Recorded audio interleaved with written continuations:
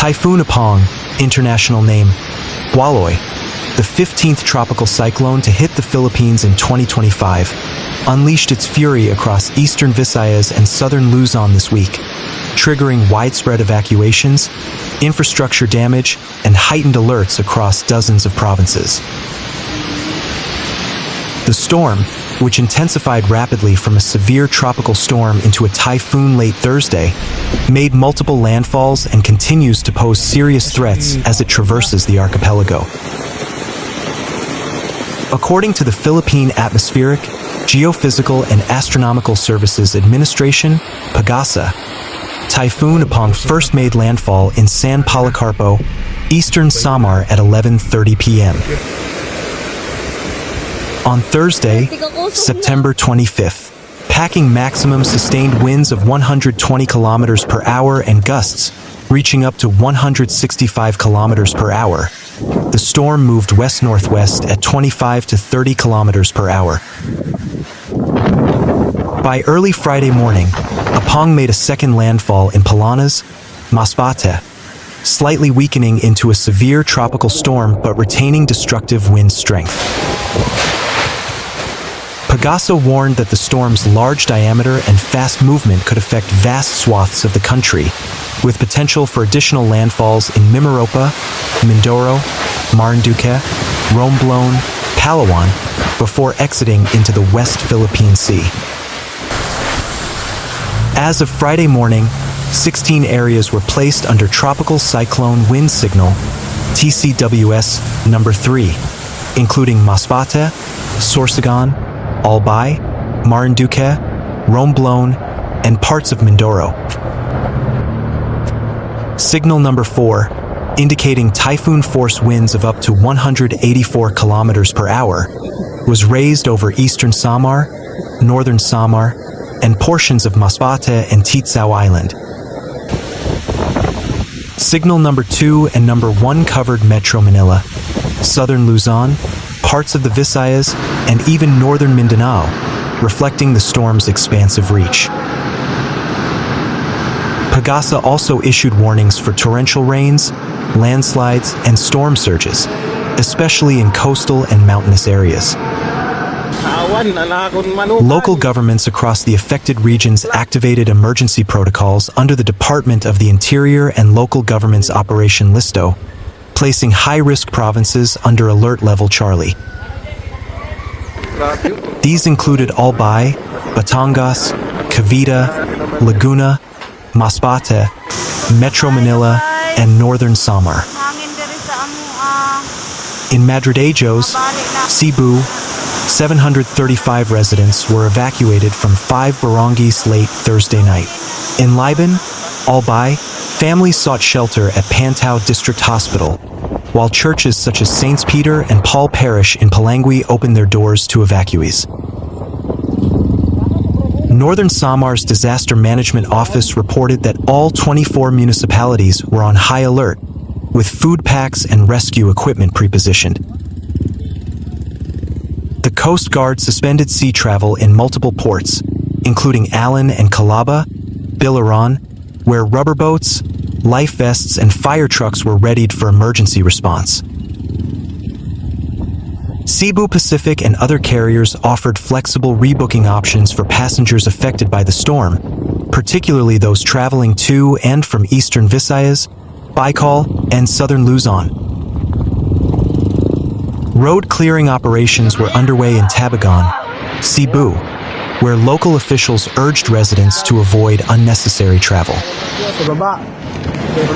Power outages were reported in several towns, and communication lines were intermittently disrupted. Flooding submerged roads in low-lying areas, while landslides were feared in mountainous regions such as Catanduanes and northern Samar. Pagasa warned of very rough seas, with waves reaching up to 14 meters in eastern Visayas and Baikal waters. Coastal areas in Metro Manila, Leyte, Samar, and Palawan faced risks of storm surges exceeding 3 meters.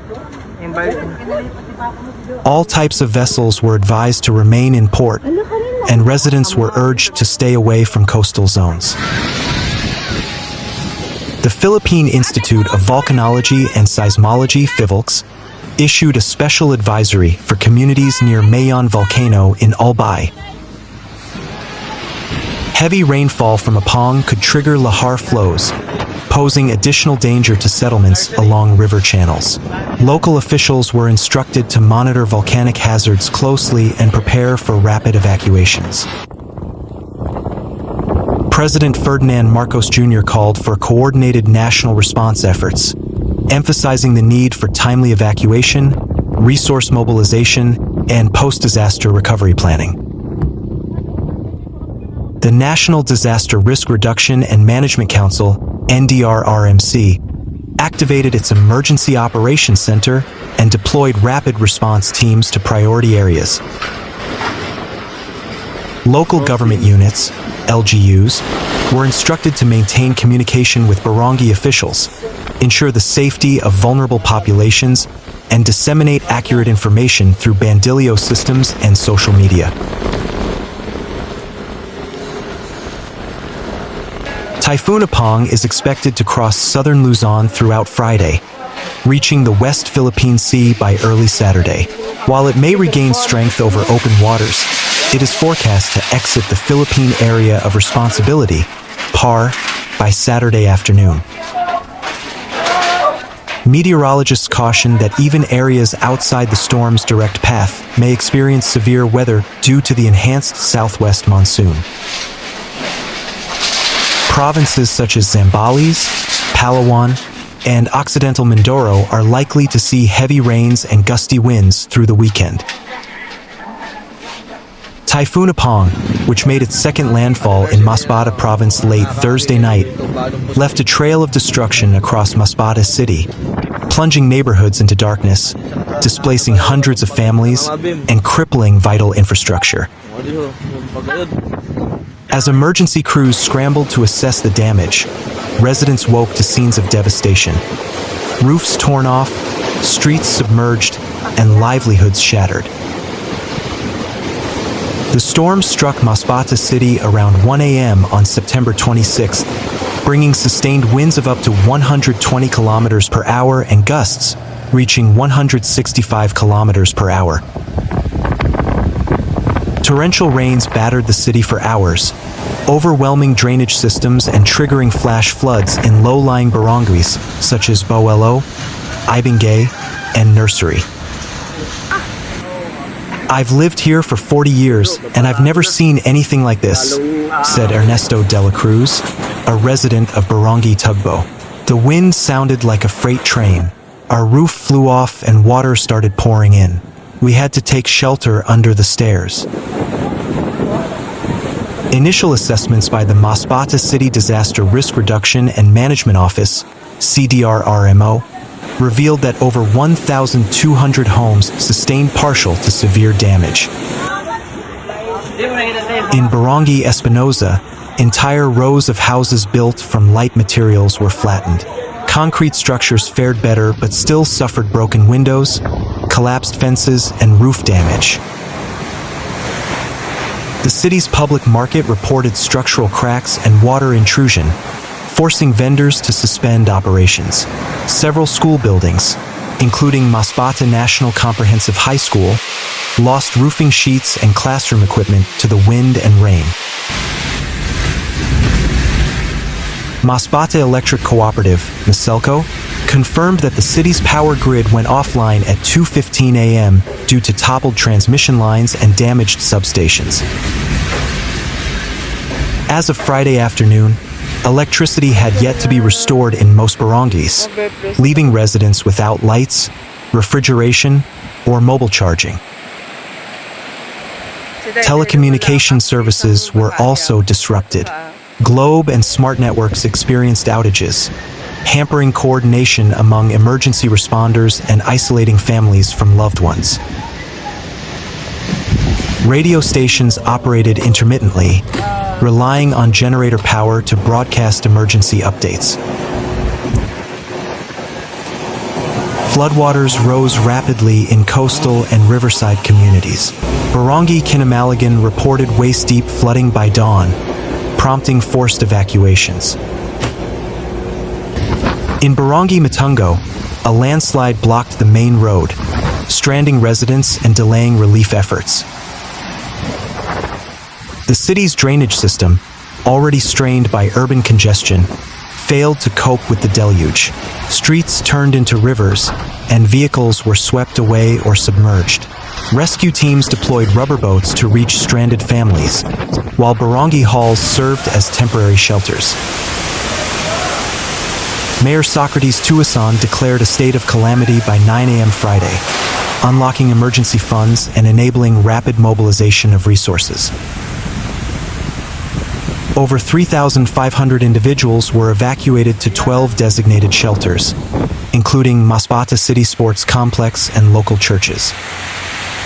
The Department of Social Welfare and Development, DSWD, delivered food packs, blankets, and hygiene kits. Volunteers from the Philippine Red Cross and civic groups assisted in distributing supplies and conducting psychological first aid. We're prioritizing children, the elderly, and persons with disabilities, said CDRRMO head Maria Liza Requinto. We're also coordinating with the provincial government for additional tents and medical support. Port operations were suspended, grounding ferries and cargo vessels bound for Cebu, Sorsogon, and Manila. The Masbate airport reported minor damage to its terminal roof but remained closed due to safety concerns. Local businesses suffered significant losses. Fishing boats were destroyed or swept ashore, and rice fields in the outskirts of the city were inundated. Vendors at the city market lamented spoiled goods and lost income. "We were just recovering from the last storm," said market vendor Lorna Abad. "Now everything's gone again. We don't know how we'll feed our families." President Ferdinand Marcos Jr. ordered national agencies to assist Masbate and other affected areas. The Department of Public Works and Highways, DPWH, dispatched engineers to inspect bridges and roads, while the Armed Forces of the Philippines, AFP, deployed personnel for clearing operations. The Department of Health, DOH, warned of potential disease outbreaks due to stagnant water and overcrowded shelters. Mobile clinics were set up to provide basic health care and distribute medicines. Masbate City's local government announced a three-phase recovery plan: immediate relief, infrastructure restoration, and livelihood rehabilitation. Mayor Tuason emphasized the need for resilient rebuilding, citing the city's vulnerability to future storms. Typhoon Opong, international name Bualoi, carved a path of destruction through western Samar late Thursday, battering Calbayog City and the municipality of San Isidro with fierce winds, torrential rains, and widespread flooding. As the storm made its way across eastern Visayas, these coastal communities found themselves at the epicenter of Opong's wrath, grappling with collapsed homes, submerged roads, and thousands of displaced residents. In Calbayog City, the largest urban center in Samar Province, Typhoon Opong struck with sustained winds of 120 kilometers per hour and gusts reaching 165 kilometers per hour. The storm made landfall near the city's northern coastline around 10:45 p.m. on September 25th, triggering immediate evacuations in flood-prone barangays such as Carayman, Rawis, and San Policarpo. "We heard the wind howling like a monster," said Annalyn Reyes, a resident of Barangay Najaga. "Our roof was ripped off and water started pouring in. We had to run to the barangay hall in the middle of the night." The city's Disaster Risk Reduction Office reported that over 2,000 families were evacuated to 15 designated shelters, including Calbayog City Convention Center and several public schools. Emergency responders worked through the night, navigating flooded streets and fallen trees to reach stranded residents. Calbayog's main thoroughfares, Magsaysay Boulevard and Rosales Avenue, were rendered impassable by debris and floodwaters. The city's public market sustained roof damage, and several commercial establishments reported broken glass and water intrusion. Maselco, the local electric cooperative, confirmed that power was cut off across the city at 11:30 p.m. due to downed transmission lines and damaged substations. As of Friday morning, electricity remained unavailable in most barangays, and mobile networks were operating intermittently. In the nearby municipality of San Isidro, the impact was equally severe. Located along the western coastline of Samar, San Isidro faced storm surges exceeding 2.5 meters, inundating homes and fishing villages. Barangays such as Caglanipo Sur and Banatay reported extensive damage to nipa huts and fishing boats. Mayor Edwin De La Pena declared a state of calamity early Friday, citing the need for immediate relief and rehabilitation. We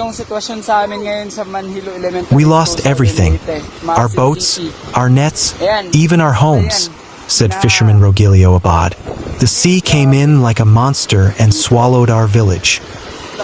The municipal government activated its Emergency Operations Center and coordinated with the Department of Social Welfare and Development, DSWD, to deliver food packs, blankets, and hygiene kits to over 1,200 evacuees. Heavy rainfall triggered landslides along the Maharlika Highway connecting Calbayog and San Isidro, forcing authorities to close sections of the road. The Department of Public Works and Highways, DPWH, dispatched clearing teams and engineers to assess structural integrity and begin debris removal. In upland areas of San Isidro, residents reported soil erosion and blocked access to farms, raising concerns about food supply and agricultural losses. The Department of Health, DOH, warned of potential outbreaks of waterborne diseases due to stagnant floodwaters and overcrowded shelters. Mobile clinics were deployed to provide basic medical care, while local health workers conducted sanitation checks and distributed chlorine tablets. Calbayog City Hospital operated on generator power, treating patients with storm-related injuries and respiratory issues. The city government urged residents to boil drinking water and avoid wading through floodwaters. Despite the devastation, stories of solidarity emerged. In Barangay West Awang, youth volunteers organized a soup kitchen for evacuees. Teachers at Calbayog East Central School converted classrooms into sleeping quarters and helped comfort traumatized children. In San Isidro, barangay captains led cleanup drives and coordinated relief distribution, while local churches opened their doors to displaced families. We may be small towns, but our hearts are big, said San Isidro Vice Mayor Lorna Gamos. We will rebuild together.